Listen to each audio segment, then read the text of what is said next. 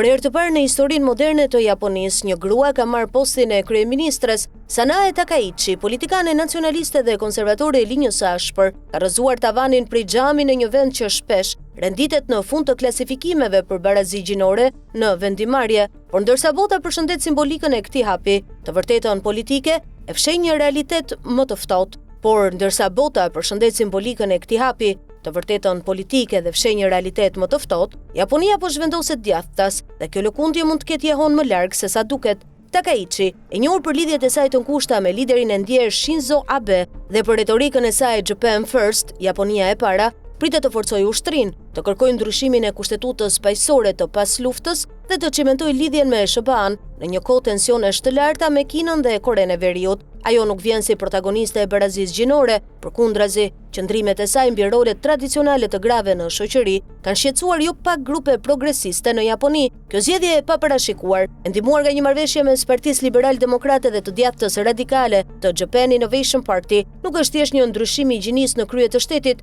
është një rikonfigurimi i drejtimit të politikës japoneze. Takaichi nuk është një feministe në pushtet, por një nacionaliste me orientim të fortë kundrejt sigurisë, teknologjisë dhe identitetit japonez. Për Shqipërinë dhe rajonin e Ballkanit, kjo ngjarje është një sinjal i qartë. Superfuqitë aziatike po ripozicionohen me vendosmëri dhe qartësi strategjike. Japonia e Takaichit do të kërkojë të forcojë praninë globale përmes teknologjisë, investimeve dhe diplomacisë agresive ekonomike, një fushë ku Ballkani mund të hyjë si partner, varësisht nga zgjedhjet që bëjmë. Shqipëria duhet ta ndjekë këtë zhvillim jo vetëm si një kronik nga larg, por si një manual i heshtur për pozicionim dhe vetdije strategjike në epokën e rreshtimeve të reja globale. Siguria, sovraniteti teknologjik dhe politika e jashtme po rimendojnë vetveten, Japonia në një grua me frymë të fortë konservatore është një paradoks që mbart shumë mësime. Për ne kjo është një kujtesë se simbolika nuk mjafton. Rëndësi ka kush mban pushtetin, çfarë përfaqëson dhe si e përdor atë.